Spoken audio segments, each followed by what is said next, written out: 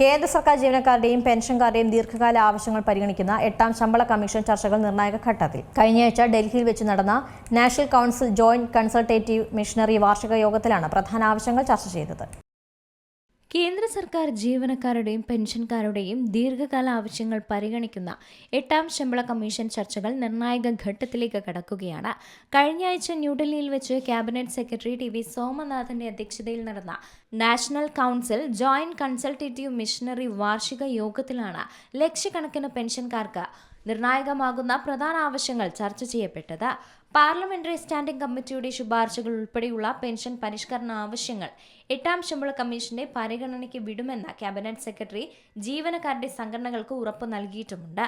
നിലവിൽ ശമ്പള കമ്മീഷനുകൾ രൂപീകരിക്കുന്ന 10 വർഷത്തെ ഇടവേളകളിലാണ് പെൻഷൻ പരിഷ്കരണം നടക്കാറുള്ളത്.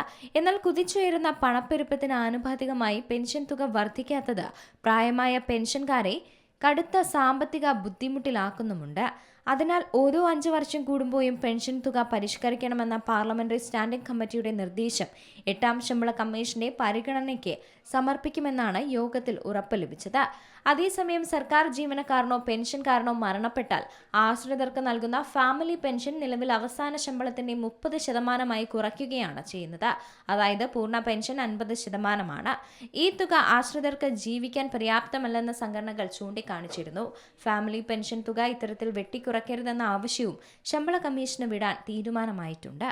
അതേസമയം 2003 ഡിസംബർ 22 മുമ്പ് വിജ്ഞാപനമിറങ്ങിയ ഒഴിവുകളിലേക്ക് അപേക്ഷിക്കുകയും എന്നാൽ ഈ തീയതിക്ക് ശേഷം മാത്രം ജോലിയിൽ പ്രവേശിക്കുകയും ചെയ്ത ജീവനക്കാരെ NPS-ന് പകരം പഴയ പെൻഷൻ പദ്ധതിയുടെ പരിധിയിൽ കൊണ്ടുവരണമെന്ന് യോഗത്തിൽ ശക്തമായ ആവശ്യവും ഉയർന്നിട്ടുണ്ട്.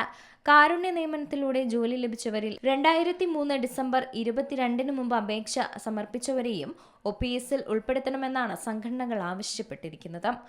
News desk C Malayalam news.